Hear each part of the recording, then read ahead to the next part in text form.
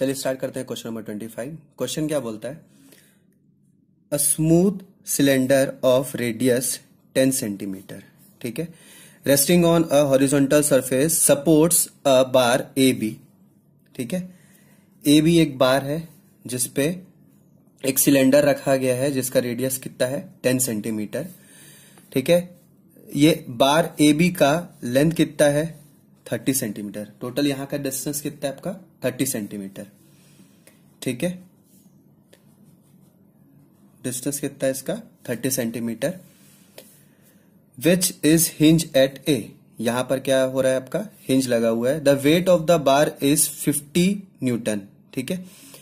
यहां पर जो वेट लग रहा है बार का वो कितना लग रहा है 50 न्यूटन। ऑब्वियसली अगर बार की वेट की बात करो तो ये सेंटर पे आएगा। ये अगर 50 है तो ये कितना होगा 15 और ये कितना होगा आपका 15। The cylinder is kept from rolling away by a string A O. ये जो है ये क्या बता रहा है आपका स्ट्रिंग लगा है जो कि इस सिलेंडर को रोक के रखा हुआ है, जिसका लेंथ कितना है 20 सेंटीमीटर। जिसका लेंथ कितना है आपका 20 centimetre. Assuming all surfaces to be smooth और फ्रिक्शनलेस, ठीक है, find the tension in the string. Question में क्या बोला है, अपने को क्या चाहिए टेंशन चाहिए स्ट्रिंग पे, ठीक है। तो अब इसको सॉल्व कैसे करते हैं देखते हैं, ठीक है। अब देखिए मुझे क्या पता है ये यहां से यहां तक का डिस्टेंस कितना है 20, ठीक है। तो ये मैं क्या लिख दिया यहां पर 20 सेंटीमीटर। टोटल यहां से यहां तक 15 है, ये भी 15 है। टोटल कितना हुआ आपका 30,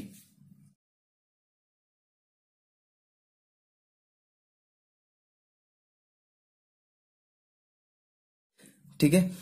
अब इसका मैं हाइट कितना लिख सकता हूं, क्योंकि ये रेडियस है तो ऑब्वियसली ये भी कितना आएगा आपका 10 सेंटीमीटर आएगा, ठीक है। अगर मैं इसको थीटा लेता हूं, ठीक, तो क्या कर सकते हैं, एक छोटा सा ट्रायंगल बना रहा, ठीक। ये आपका क्या है थीटा। ये जो डिस्टेंस है वो कितना है 20 और ये कितना है 10, मतलब बेस अपना अननोन है। तो मैं क्या कर सकता हूं, साइन थीटा क्या होगा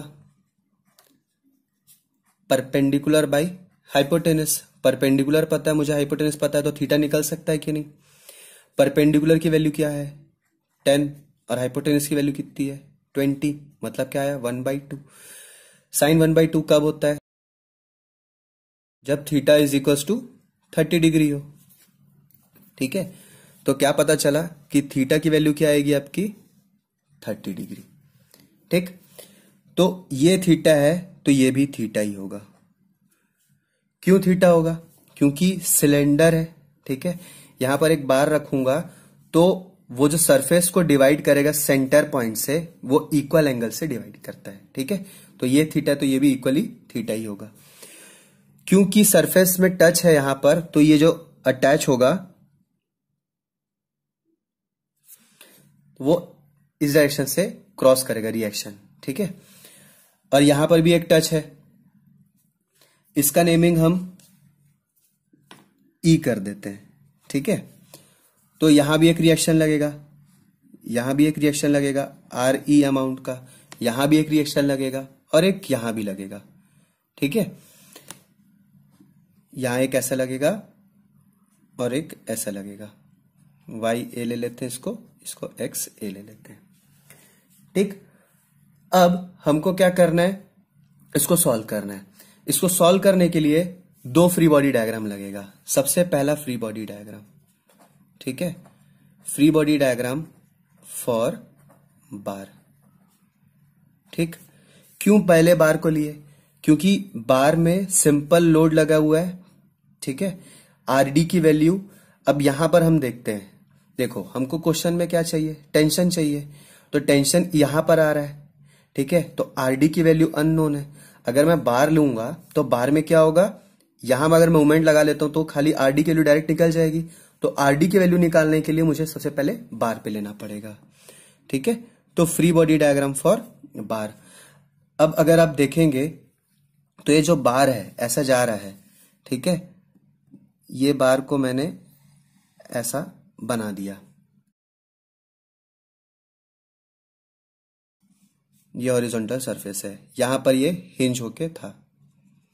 ठीक है, अब ये जो सरफेस है ये 90 डिग्री बनाएगा यहां से, ये यहां से 90 डिग्री बनाएगा। तो मान लेते हैं ये सेंटर पॉइंट है ओ, यहां से ऐसे जा रहा था, इसको मैं कंसीडर कर लेता हूं आर डी। ठीक है, और कहीं पर ये पॉइंट लग रहा है 50 न्यूटन का। ठीक है, ये कौन सा पॉइंट है? सी पॉइंट है। अब यहां से क्या देख रहा हूं मैं कि एक जो ऐसा जा रहा है ये इसको थीटा में डिवाइड कर रहा है और ये इसको थीटा डिवाइड कर रहा है, और इससे यहां से सेंटर है ऐसा। ये फ्री बॉडी डायग्राम बन गया किसका? ये फ्री बॉडी डायग्राम बन गया आपका बार का। ठीक है, अब क्योंकि मैं ऑब्वियसली ए पॉइंट पे ले रहा हूं तो मोमेंट लूंगा यहां पर, है ना, मुझे तो आर डी के लिए चाहिए। तो मैं क्या करता हूं, सीधा मैं मोमेंट ले रहा हूं, मोमेंट अबाउट ए। ठीक है, एंटी क्लॉकवाइज पॉजिटिव। अब क्या होगा, देखिए मैं यहां मोमेंट लेता हूं तो ये कैसे घूम रहा? एंटी क्लॉकवाइज घूम रहा, और ये कैसे घूमेगा? क्लॉकवाइज घूमेगा। तो सबसे पहले मैं क्या लिख लेता हूं, 50 इंटू, इसको मैं अगर ऐसा वर्टिकली ड्रॉप करूं, ठीक है, वर्टिकली ड्रॉप करूं तो मुझे क्या मिल रहा है? ये थीटा था तो ये टोटल कितना आएगा? 60 डिग्री आएगा, है ना। मैं एक छोटा सा यहां डायग्राम बना लेता हूं। अगर मान लेता हूं मैं ये वाला इस पोर्शन को, ठीक है, सी, इस पॉइंट का नाम एफ रख लेता हूं मैं, सी एफ ए। ये थीटा थीटा था तो टोटल कितना आ गया आपका? 60 डिग्री आएगा ना। 60 डिग्री है ये टोटल। यहां से यहां तक का जो लेंथ है इक्वली डिवाइड करा था L/2 डिस्टेंस पे, तो ये डिस्टेंस कितना? L/2। L कितना है अपना? 30 था, तो L/2 कितना आएगा आपका? 15 सेंटीमीटर आएगा, है ना। तो 15 सेंटीमीटर हमको पता है। फोर्स इंटू परपेंडिकुलर डिस्टेंस मतलब ये डिस्टेंस होगा। ठीक है, मुझे हाइपोटेनस पता है और बेस निकालना है, तो क्या लिखूंगा? Cos theta. तो क्या लिखूंगा? 15 कॉस, अब यहां थीटा कितना है? 60 डिग्री, तो ये कितना लिखूंगा मैं? 60 डिग्री। ठीक है, क्या किया मैंने? फोर्स इंटू परपेंडिकुलर डिस्टेंस, ये डिस्टेंस चाहिए था, ये डिस्टेंस के लिए मुझे क्या पता है? ये 3 डायमेंशन में से हाइपोटेनस पता था, बेस निकालना था, तो ऑब्वियसली कॉस थीटा निकाल के मैंने सीधा वैल्यू निकाल लिया। ठीक है, तो अब ये क्या था? एंटी क्लॉकवाइज था, इज इक्वल्स टू क्लॉकवाइज से लगेगा R D. Force into perpendicular distance, perpendicular distance मतलब यहां पर क्या आएगा आपका? ये 90 डिग्री है ना, तो परपेंडिकुलर डिस्टेंस क्या आएगा? ये डिस्टेंस आएगा। ठीक है, अब इस पोर्शन में अगर आप देखें, इस पोर्शन पे अगर मैं एक ऐसा ड्राइंग बनाता हूं,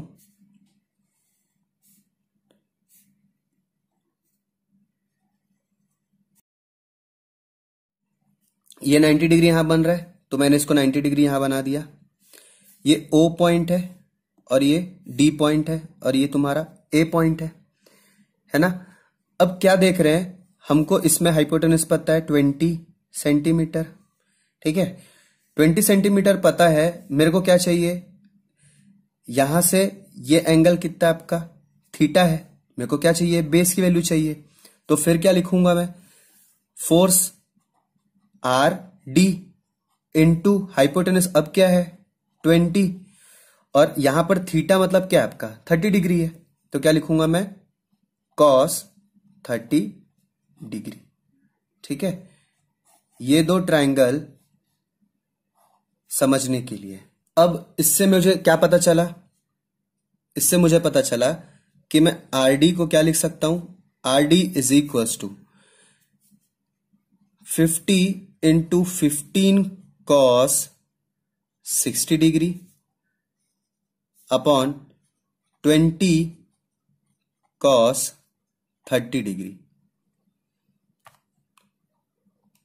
50 into 15 cos 60 degree upon 20 cos 30 degree. Value आती है 12.5 √3, जिसको लिख सकते हैं 21.650 न्यूटन। तो आरडी की वैल्यू कितनी आई? आरडी की वैल्यू आ गई 21.650। ठीक है, अब मुझे आरडी की वैल्यू तो मिल गई। ठीक है, एक फ्री बॉडी डायग्राम मैंने बनाया बार का। कौन से बार का?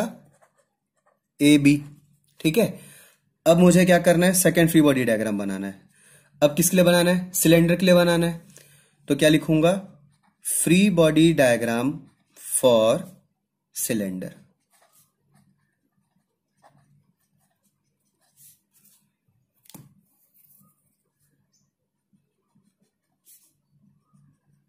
ठीक है, अब ड्राइंग को देखिए। अब सिलेंडर बनाना है। देखिए, ये डी पॉइंट था। ठीक है, एक बार रिएक्शन इस साइड जा रहा है, तो मैं आपको क्या बताया था, जब कहीं भी सरफेस में आता है तो यहां पर रिएक्शन लगना है, दोनों साइड लगेगा, एक डाउनवर्ड जाएगा, एक अपवर्ड जाएगा। एक बार मैंने कंसिडर इसको इधर कर चुका है, तो अगली बार मेरे को कंसिडर करना पड़ेगा इस साइड। तो मैं एक सर्कल बनाता हूं। तो ये एक सर्कल है। ठीक है, यहां से ये एक टेंशन लग रहा था, ये टी अमाउंट का स्ट्रिंग पे, तो इसको मैं क्या कंसिडर करता हूं? टी। तो अब जो यहां से ये वैल्यू लग रहा था, ठीक है, सेम अमाउंट का यहां पर जैसे आर डी है, तो यहां क्या लग जाएगा? अब यहां पर आर डी। ठीक है, तो यहां पर एक और लगेगा, यहां लगेगा आर ई, और यहां हम मान लेते हैं डब्ल्यू, क्योंकि क्वेश्चन में मेंशन नहीं है तो फिलहाल के लिए छोड़ देते हैं। ठीक है, अब क्या है, इसका फ्री बॉडी डायग्राम अगर हम देखें ऐसा, तो इसको और सिंप्लीफाई तरीके से क्या कर सकते हैं? ये बन गया आपका आर ई, ये आपका आ गया डब्ल्यू, और यहां से जो टेंशन फोर्स लग रहा है, ये टेंशन फोर्स लग रहा है आपका टी, और आर डी ऐसे क्रॉस करेगा। ठीक है, तो ये ऐसा क्रॉस होते हुए ऐसे चले जाएगा। तो मैं क्या लिख सकता हूं इसको? R D. देखिए, ये दिया है। ठीक है, अगर मैं इसको एक्सटेंड करूंगा, टोटल ये कितना था? 60 था ना, 30 तो ये कितना आएगा आपका? 30 आएगा। क्यों? क्योंकि 90 60 प्लस 30 क्या होता है? टोटल 180 डिग्री होना चाहिए। तो ये जो आपका वैल्यू आया, एंगल ए कितना है आपका? 60 डिग्री। ये कितना आएगा आपका? 30 डिग्री। तो या तो हम सीधा इसको क्या लिख सकते हैं? ये कितना है आपका? 30 डिग्री, और ये कितना है आपका? 90 डिग्री, और टोटल एंगल ए कितना है आपका? 60 डिग्री।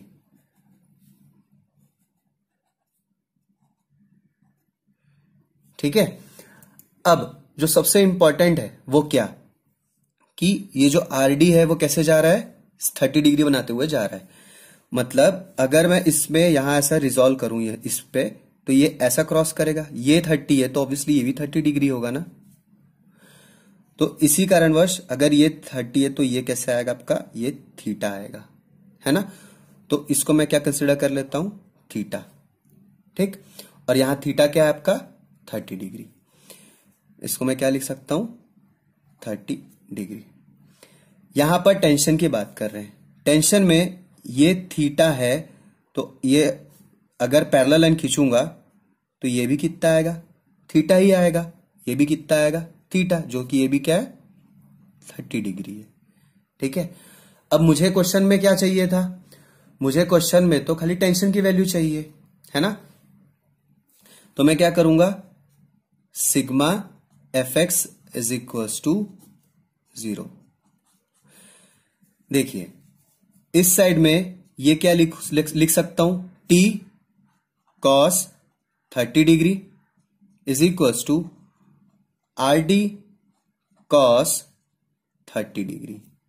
ठीक है, ये 30 डिग्री, ये 30 डिग्री कट गया, क्या मिलता है? T is equals to R D, और आर डी की वैल्यू तो अभी आपने निकाला था, इसकी वैल्यू कितनी आई? 21.650 न्यूटन। तो फाइनल आंसर क्या लिख सकते हैं? T is equals to 21.650 Newton.